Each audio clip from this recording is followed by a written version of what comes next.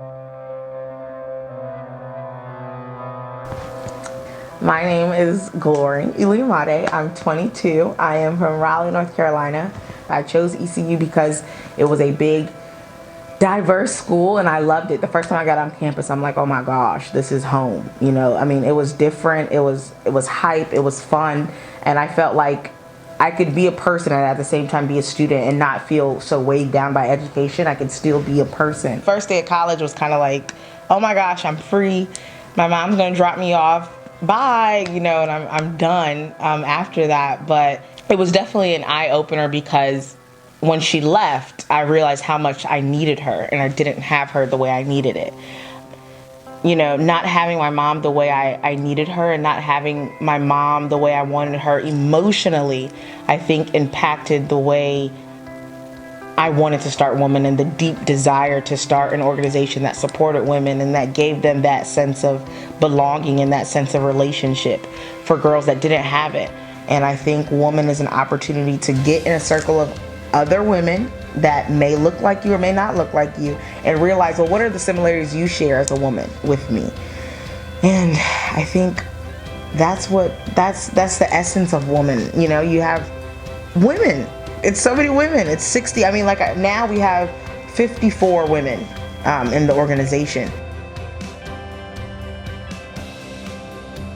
Our mission statement is to empower, enrich, and encourage all minority women to be strong mentally, physically, and emotionally. We think, therefore we do.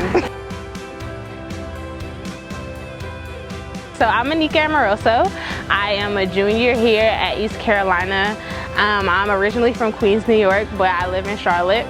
And I feel like I've known about W.O.M.A.N when it was still a dream, in a sense. And that's what makes it so important to me because it's a reality. It's a strong reality right now. And I'm also the vice president of W.O.M.A.N right now. So it's way more than just an organization to me. Like I said, you know, it's a sisterhood, it's a bond. And to see so many strong women, you know, to be a strong woman yourself, you have to surround yourself with like-minded individuals, and that's what W.O.M.A.N is. It's a place where people can come and share their thoughts and share their insecurities even, and not be chastised for it and not be looked down upon or anything like that. So W.O.M.A.N is so much more to me than just an organization. My name is Kelsey. I'm from Virginia Beach, Virginia, 757. Shout out to us. All right, well, I heard about W.O.M.A.N on Twitter. Somebody had added the page and was talking about the interest meeting, to be honest with you. And then I went to the interest meeting. I wanted to join an org that like had some meaning behind it, like she said, and was doing something positive like for my people. And there was a lot of like positive young ladies in it already, or that were telling me about it. So I was like, let me join. And it's pretty wonderful. It's taught me to be better, like mentally and spiritually, definitely. And how to carry myself in a different way, basically, on campus. It's impacted my role in like other orgs. I've gotten more involved with them, like build my confidence up, kind of in a way like that. And that's pretty much it. Hey, my name is Brittany Davis, and I'm a senior and an accounting major. I'll be graduating this May. And I joined W.O.M.A.N first back 2 years ago when they first started, because I wanted to be involved on campus. And when I first seen them give a presentation at an event, I was just wowed by what they were all about, you know, the principles, sisterhood, self-worth, service. It was an amazing organization and I just wanted to be a part of it. So I went in for the interest meeting and I did the application process, and I've been having a great time ever since. So that's why I joined W.O.M.A.N. Hey, I'm Raven. I'm a senior, public health major. I got involved with W.O.M.A.N when it first started, actually. I was friends with Gloria and she was telling me about everything that she wanted to do with W.O.M.A.N and how they volunteer with the minority kids over at Operation Sunshine, and I like volunteering with kids, so that was a big seller for me to join this organization. And also, she talked about how we would just be a group of girls, more like a sisterhood here, and that stuck out to me as well. I'm Candace. I'm the social events coordinator for W.O.M.A.N. I've been in this position since last summer. Glory, my freshman year, I was at a showcase somewhere on campus, and I saw her talking about her organization, not knowing that it was a new organization because she seemed to have like all her stuff together. And I was really interested in joining it, and I didn't join for whatever reason that year or the following year. It just so happened that last summer a friend told me that there was a position open for a women's e-board, and I had been interested for the past 2 years, so I figured this would be my time to join, and it would also be a really good leadership opportunity for me. I'm DeAndrea Smallwood. I am a junior. I'm a psych major. I grew up in New Orleans, well, born and raised in New Orleans. I moved here maybe 3 months before Katrina happened, so it's kind of like a luck of the draw type thing. Inspired me to join W.O.M.A.N was the fact that it was, you know, people and women of the same mindset as I had. Ones who wanted to make a change in the community, ones who wanted to inspire others the way I wanted to inspire others, and not just be here and have a title. Also, just a passion for the minority woman, and just to be a part of something like that was something that I was looking for. My name is Tisha, and when I joined W.O.M.A.N, I was a senior during my last year at East Carolina, and I wanted to become a part of an organization.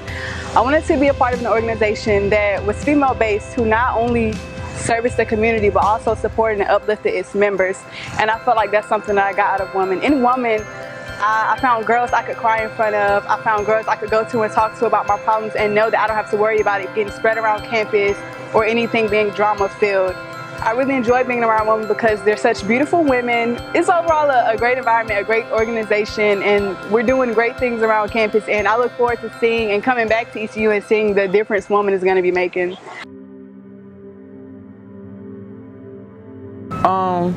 That'd be my mom.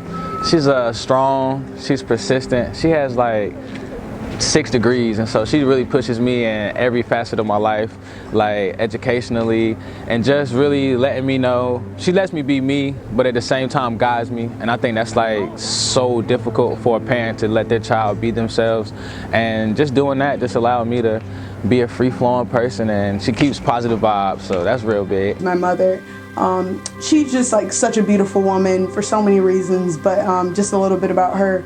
So she's from the projects in Portsmouth, Virginia, Cavalier Manor.